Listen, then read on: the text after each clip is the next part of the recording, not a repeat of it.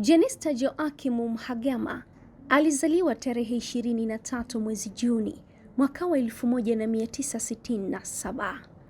Alifariki dunia tarehe 11 Disemba 2025. Alikuwa mbunge wa jimbo la Peramiho katika bunge la kitaifa nchini Tanzania, akitokea katika Chama cha Mapinduzi CCM. Aliwahi kuwa waziri katika serikali ya awamu ya 4, ya 5 na ya 6 vilevile. Jenista kwa kabila alikuwa Mngoni. Alimaliza elimu yake katika shule ya sekondari ya wasichana Peramiho mwaka wa 1986 na mwaka 1989 alipata diploma ya elimu kutoka chuo cha ualimu Korogwe. Alifanya kazi kama mwalimu kwa miaka 6 kati ya mwaka 1991 na mwaka 1997.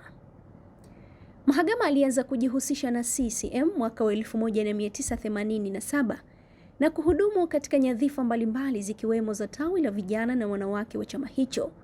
Aliteuliwa kwa mara ya kwanza katika bunge kuwa mbunge wa kiti maalumu kilichotengwa kwa ajili ya wanawake mwaka wa 2000. Mwaka wa 2005 alimshinda aliyekuwa waziri wa fedha Simon Mbilinyi katika mchujo wa haki ya kuiwakilisha CCM katika uchaguzi ujao wa jimbo la Peramiho. Ilitokana na uchambuzi uliogundua kuwa Mhagama alikuwa mbunge wa pili kwa wingi wa michango ya mijadala na maswali kwa mawaziri katika bunge la 2005 na 2010. Mhagama alikuwa naibu waziri wa elimu na mafunzo ya ufundi katika utawala wa Rais Jakaya Kikwete kati ya Januari 2014 na Januari 2015. Katika uchaguzi mkuu wa 2015, Mhagama alishinda kiti chake cha Peramiho dhidi ya mgombea wa Chadema Erasto Mwingira kwa kura 32,057 dhidi ya kura 11,462. Katika baraza jipya la mawaziri la Rais John Magufuli mnamo Disemba 2015, alipandishwa cheo na kuteuliwa kuwa waziri wa nchi, ofisi ya waziri mkuu, anayeshughulikia sera, bunge, kazi, ajira, vijana na wenye ulemavu.